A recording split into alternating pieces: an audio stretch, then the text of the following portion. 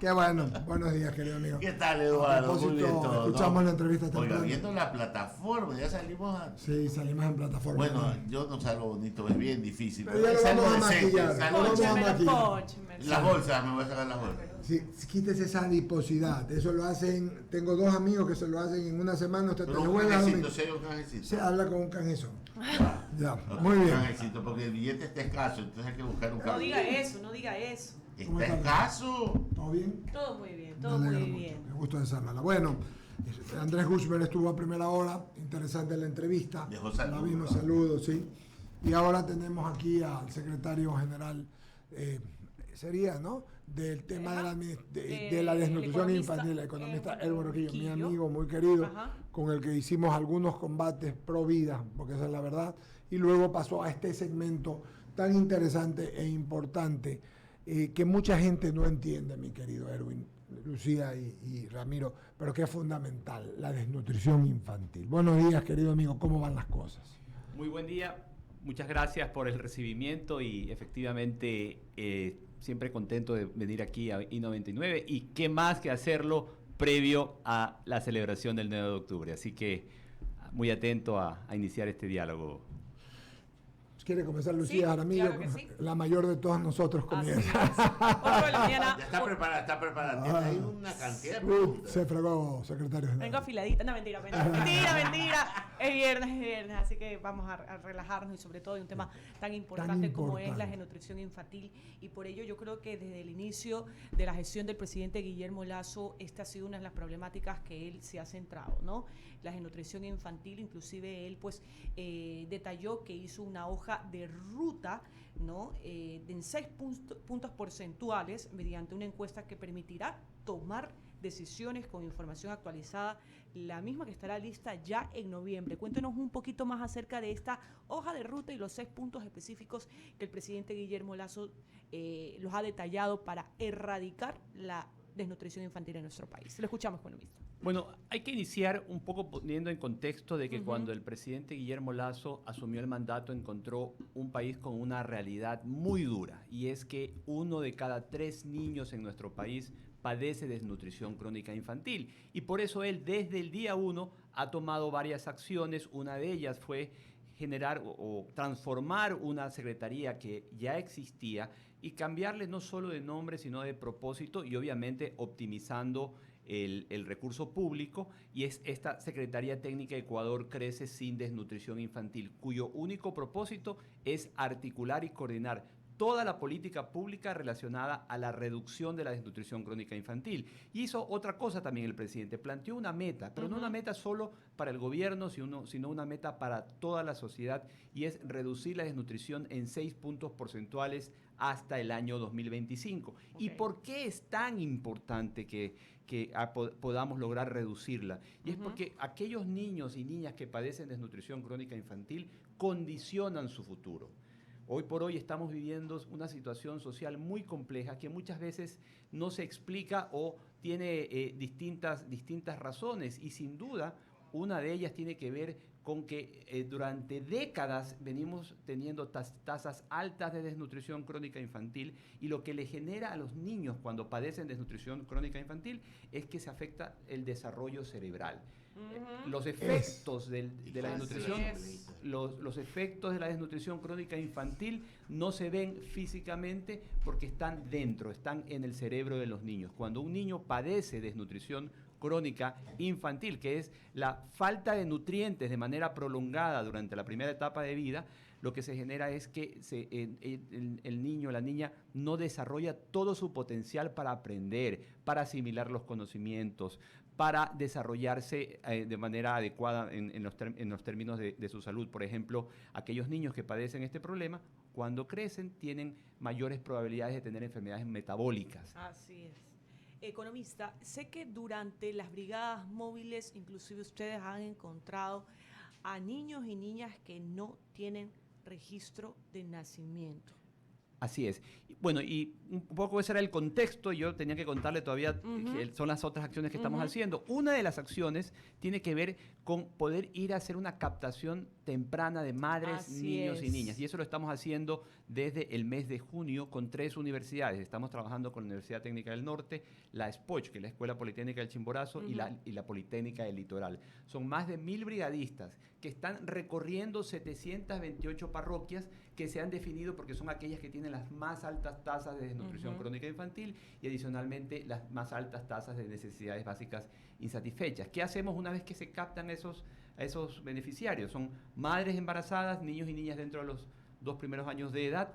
Los derivamos a los servicios de protección social, de salud del Estado. Esto es muy importante porque una de las razones o una de las causas de la desnutrición crónica es la falta de controles y también la falta de registro de nacimiento. Hemos encontrado ya en este proceso cerca de 15.000 niñas que no se han registrado durante los primeros años de vida. Es decir, la madre, una vez que nacieron, no fueron inscritos. Recordemos que acabamos de pasar un proceso de pandemia donde muchas veces las familias no salían de las casas.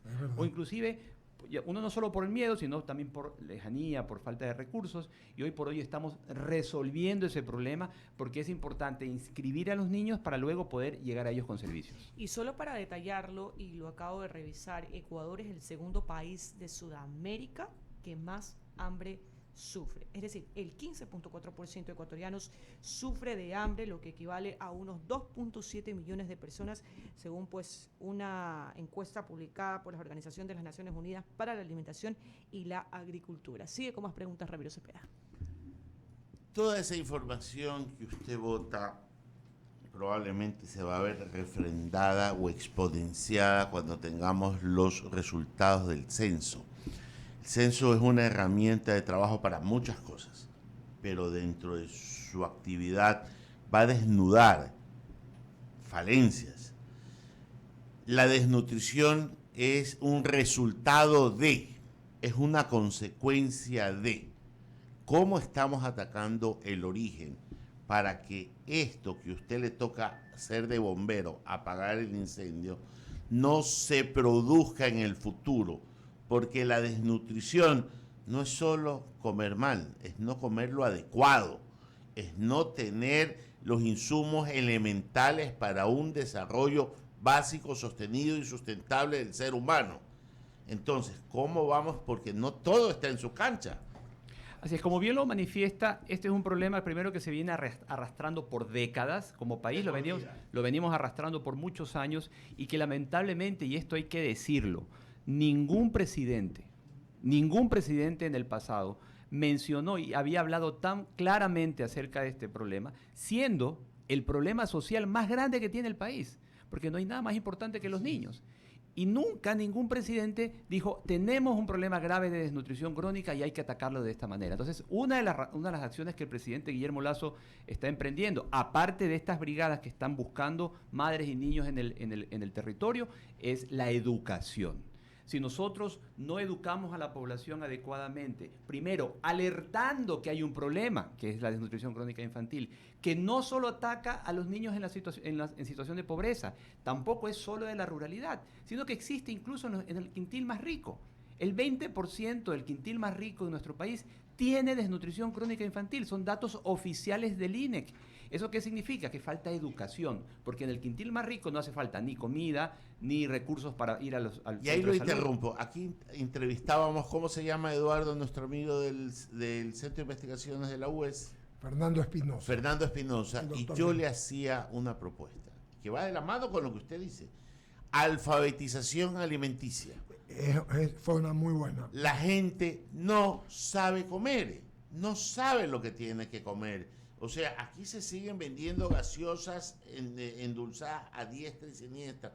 Las harinas, la fritura. O sea, siguen siendo pan de todos los días. El azúcar es tan mala como el cigarrillo, así, mi querido. Ya, entonces, toda este desconocimiento, y en que usted bien lo anota, que en uno de los quintiles más pudientes, no es por falta de plata, es por falta de conocimiento, debe haber un proceso de reeducación para que las loncheras de los muchachos, para que los bares de los colegios, para que los centros de restaurantes y gastronómicos vayan teniendo una suerte de pensar en la gente, porque esto va de la mano también con una medicina preventiva. Si comemos sano, nos enfermamos menos.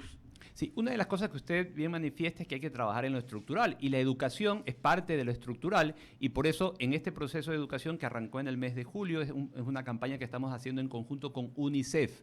UNICEF, que son los expertos a nivel mundial del cuidado de la infancia.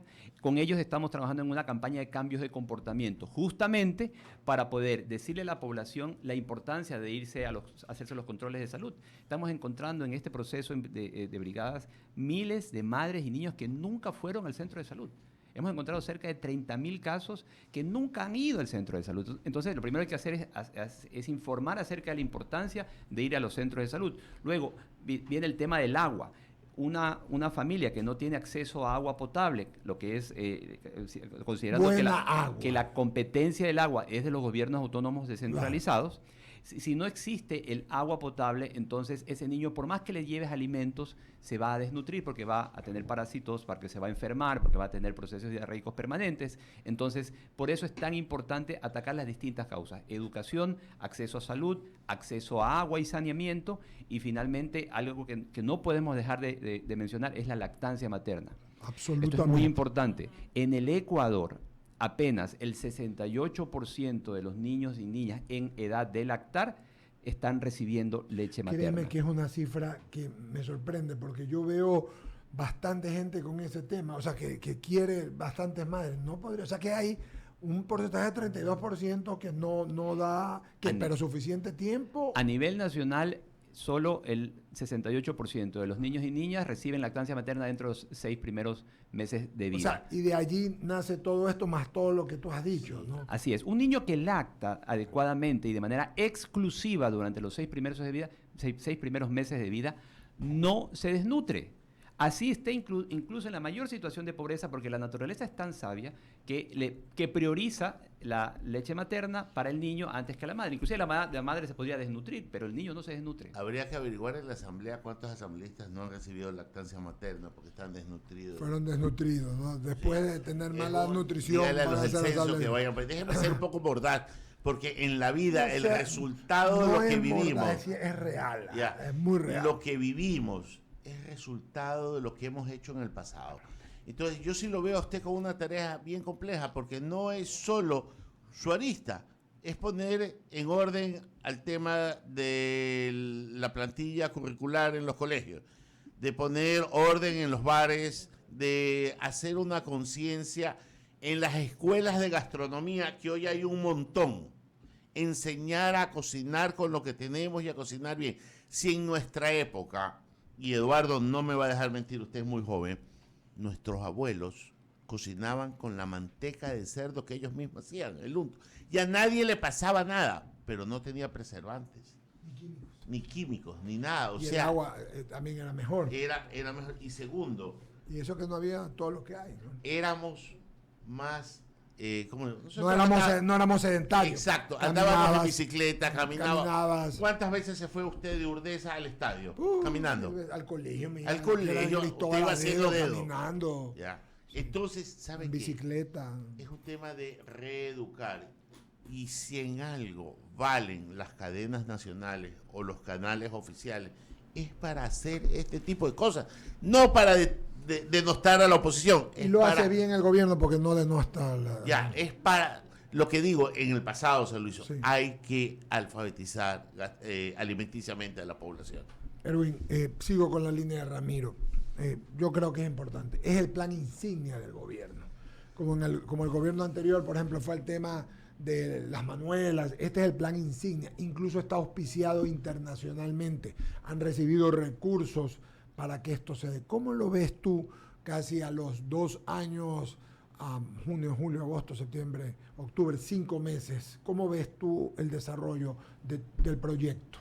Bueno, aquí hay que puntualizar algunas cosas, ¿no? Primero, que este proceso de brigadas que están en territorio van a llegar a 330.000 hogares en este año, solo en el año 2022. De aquí hasta noviembre ya hemos llegado cerca de la mitad de ese proceso, y eso nos va a permitir tener ya un punto de partida para poder trabajar sobre todos esos niños y niñas que están siendo captados. De ahí, la otra acción que se está tomando es poder llegar a aquellas familias que tienen inseguridad alimentaria, es decir, son la porción de la población que no tienen recursos para comprar comida, que es una gran parte de la población. Hemos definido el bono infancia futuro, que es el bono de los 1000 primeros días de vida. Cuéntame. ¿Y por qué atacamos los 1000 primeros días de vida? Porque es ahí donde se generan esa capacidad cognitiva de los niños. Entre el 80 y el 85% de las conexiones neuronales se dan en esa etapa de la vida, que va desde la concepción hasta que el niño cumple 2 años de edad. Ahí se cumplen los 1000 días. Entonces, este bono va para aquellas madres que están en la mayor situación de pobreza, extrema pobreza, no tienen recursos para alimentarse, y a ellas estamos llegando con un bono que es una ayuda nutricional, que no va sola, va en conjunto con una educadora que la visita todas las semanas. Esto es muy importante. Totalmente. Porque es una forma distinta e innovadora de atacar un problema que anteriormente se resolvía solo entregando dinero. No, nosotros no solo entregamos dinero, sino que llega un bono de $50 para la madre y adicionalmente educación permanente. Una educadora del MIES la visita de manera semanal y le da consejerías de nutrición, de cómo alimentarse, de higiene básica, lavado de manos, el manejo de la alimentación, de cómo preparar los alimentos, el de utilizar todos los productos locales. Se les da charlas acerca de estimulación temprana y apego, de lactancia materna. Todo eso es fundamental para que el bono de 50.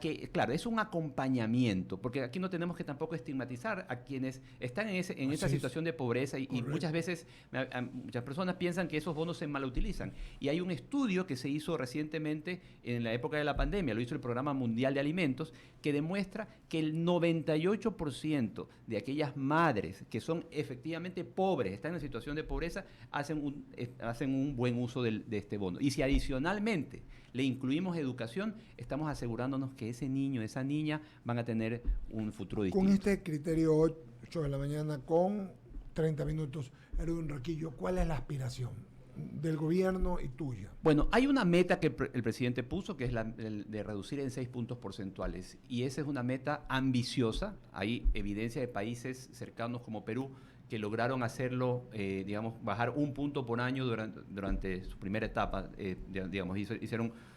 bajaron 1 punto de desnutrición cada año desde que se inició el programa. Nosotros estamos proponiendo una meta de casi 2 puntos por año, y eso es muy retante, pero si como sociedad nos unimos, si trabajamos en conjunto, el gobierno está haciendo su parte. Viene un proceso de elecciones ahora y van a haber autoridades locales que tienen que entender que esta es la prioridad de sus mandatos, su gestión. Y adicionalmente trabajando con la academia, con los medios de comunicación, con el sector privado. Recientemente presentamos un mecanismo de beneficio tributario para aquellas empresas que colaboran con fundaciones que trabajan para la desnutrición crónica infantil. La academia está haciendo varias acciones, así como ustedes bien lo mencionaron, la UES, la San Francisco de Quito, la SPOL, la Politécnica de Chimborazo, la Técnica del Norte, Tecnológico Argos. Puedo mencionar algunas universidades que ya están trabajando con nosotros. Han traído, el presidente en su campaña trajo a colación, que es lo que estás coordinando tú y desarrollando, un problema que es endémico del Ecuador y que tenemos que resolverlo. Así es, y ha puesto los recursos, que esto es muy importante. Para este programa, solo para este año, hay $350 millones que incluyen todas las atenciones de salud, estos servicios educativos que mencioné, donde se visitan a las familias, y adicionalmente este bono, el bono Infancia Futuro, que solo en este momento ya ha llegado a 25.000 madres, niños y niñas a nivel nacional, y que va a llegar a 37.000 hacia finales de este año. El presidente ha comprometido que va a haber financiamiento para más de 80.000 beneficiarios hacia finales del mandato. Qué belleza, Erwin Roquillo. Te quiero felicitar. Hay cosas a veces que son complicadas y hay que decirlas, que no son buenas, pero esto es un plan insignia del gobierno, es el plan insignia del gobierno, Ramiro, y lo hacen bien. Le voy a decir algo. Primero, que es un tipo de trabajo que me encanta ver. Por supuesto que sí. Segundo, usted no va a alcanzar con su vida a ver los resultados. Sí, señor. ¿Ya? Esto está clarísimo. Porque es un larguísimo plano, pero empezar. Eso era lo importante. Y traerlo, visibilizarlo, ¿no? Y tiene usted una ventaja. el chip de la juventud actual está en su onda. Una. Y dos, tiene el mundo entero trabajando para eso. Yo, por ejemplo, sí digo, y lo comento brevemente, aquí en Guayaquil hay Interagua, se trata el agua, se lucha, pero como lo he escuchado al presidente algunas veces, hay comunidades que el agua es un drama, pues de dónde la sacan, y por eso noto que lucha mucho por tratar de potabilizar el agua, de luchar, de dar gestión en las comunidades, sobre todo del altiplano, ¿no? Esto es muy importante lo que acaba de mencionar Eduardo, porque en la realidad con la que nos encontramos es un país donde apenas el 50% de la población tiene agua potable.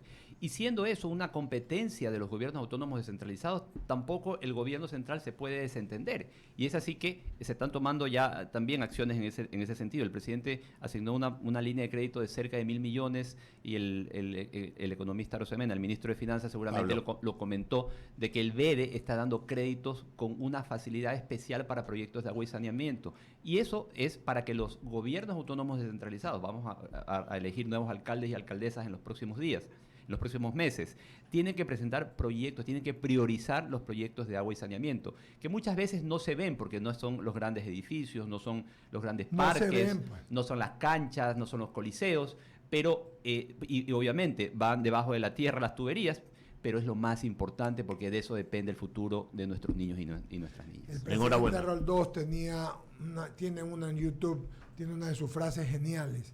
Y estamos hablando del presidente Roldós, de Jaime Roldós Aguilera. 78 del 81.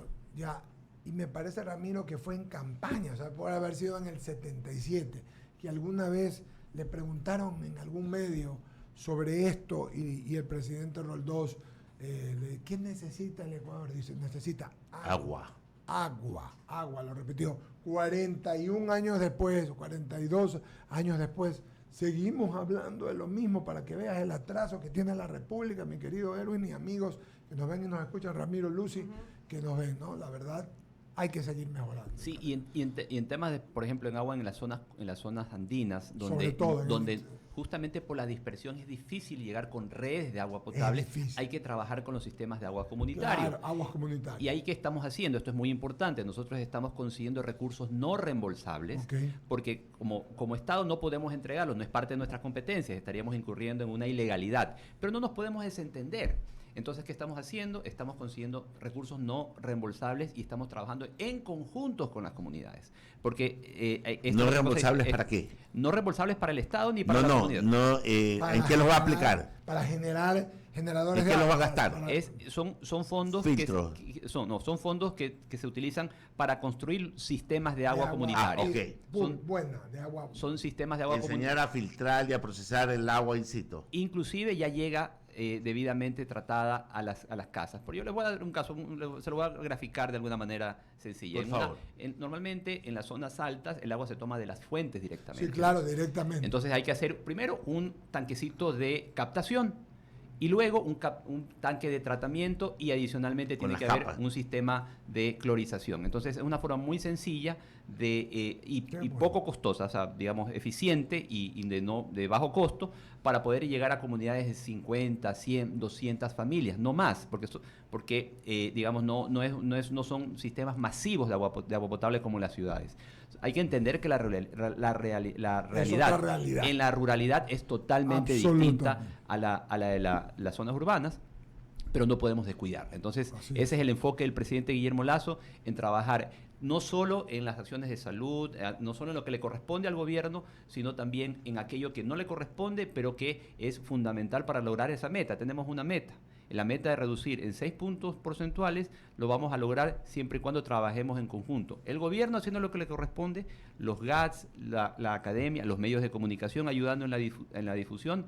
Y recientemente les quiero comentar que se formó un consejo consultivo. Ya. Ese consejo consultivo va a ser la entidad desde la sociedad civil que va a hacerle un seguimiento a esta política pública, porque lo que tenemos que lograr es que esta política se mantenga en el tiempo. Así como bien decían, nace ahora, inicia en este gobierno, pero debemos sostenerla en los próximos años si queremos que las cosas cambien, independientemente de los gobiernos, de las banderas ideológicas. Aquellos países que lograron hacerlo, como por ejemplo Chile, Perú, lo lograron solo cuando entendieron que esta era una política de Estado que no podía estar sujeta a los vaivenes de la política. De la circunstancia del gobierno. Así es un tema de Estado. Y se mantenga en el tiempo. Nosotros estamos dando ejemplo de eso. Esta política que se llama la Estrategia Ecuador Crece Sin Desnutrición Infantil arrancó en el gobierno anterior.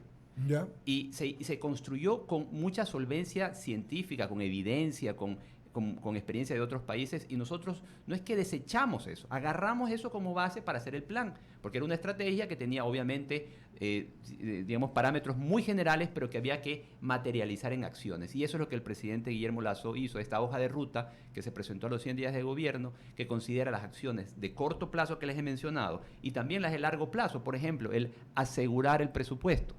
El presidente, cuando asumió el mandato, se encontró con que no había un presupuesto para la desnutrición crónica infantil. Entonces, una de las acciones en las que estamos trabajando es en metodologías de poder solventar el presupuesto en el largo plazo y, sobre todo, poder blindarlo para que, independientemente de lo que suceda en el futuro, ese presupuesto que sea para la desnutrición crónica infantil esté debidamente resguardado.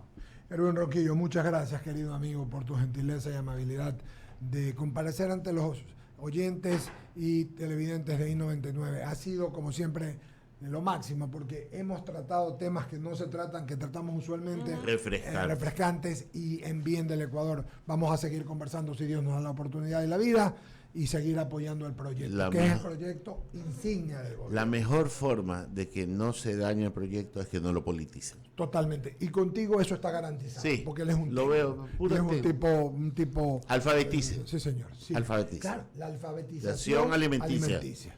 Así como la alfabetización digital, la alimenticia todavía es más importante. Estamos trabajando en algo parecido, no se llama así, pero es justamente... Le presto el nombre, con no los me paga estudiantes. royalties nada más.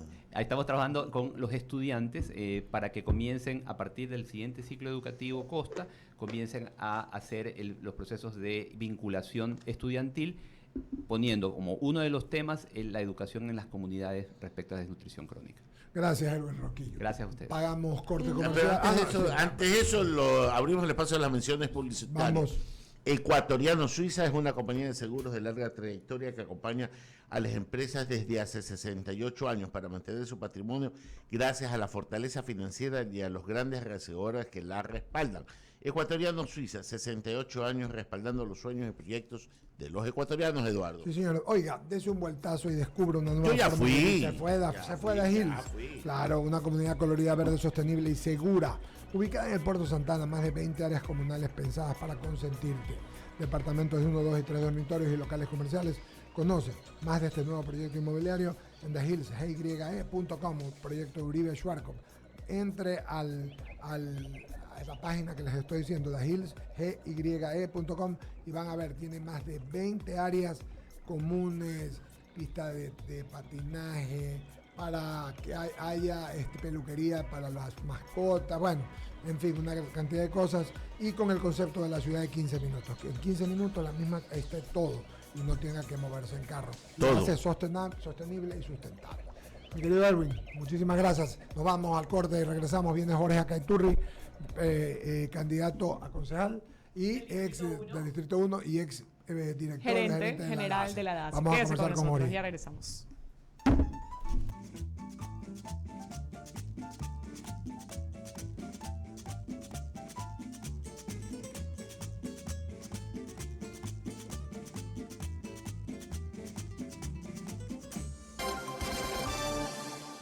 Hacemos un corte y enseguida regresamos.